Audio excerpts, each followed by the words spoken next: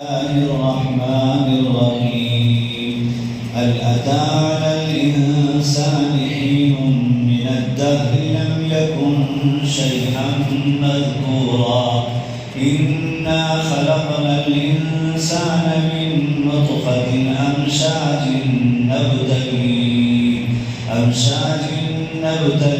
فجعلناه سميعا بصيرا إنا هديناه السبيل إما شاكرا وإما كفورا إنا أعتدنا للكافرين سلاسل وأغلالا وسعيرا إن الأبرار يشربون من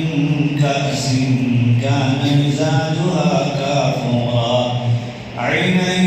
يشرب بها عباد الله يفجرونها تفجيرا يوفون بالنذر ويخافون يوما كان شره مستطيرا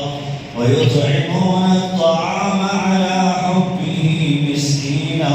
ويتيما وأسيرا إنما نطعمكم لوجه الله لا نريد منكم جزاء ولا شكورا إنا نخاف من ربنا يوما عبوسا قمطريرا فوقاهم الله شر ذلك اليوم ولقاهم نضرة وسرورا وجزاهم بما صبروا جنة وحريرا متكئين فيها على الأرائك لا يرون فيها شمسا ولا زمهريرا ودانية عليهم ظلالها وذللت قطوفها تذليلا ويطاف عليهم بآنية من فضة وأكواب كانت قوارير من فضة قدروها تقديرا ويسقون فيها كأسا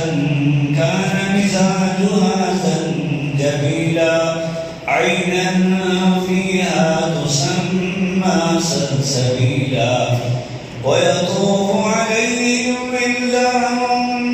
مخلدون إذا رأيتهم حسبتهم لؤلؤا منثورا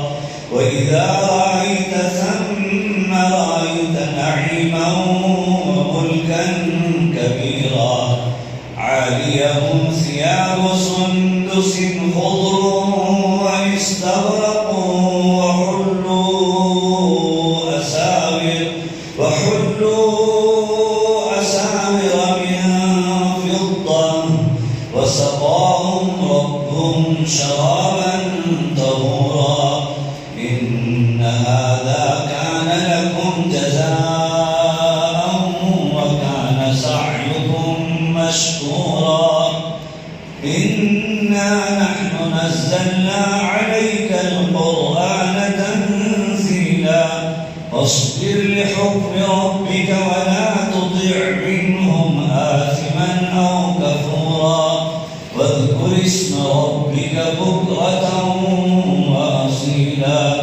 ومن الليل فاسجد له وسبحه ليلا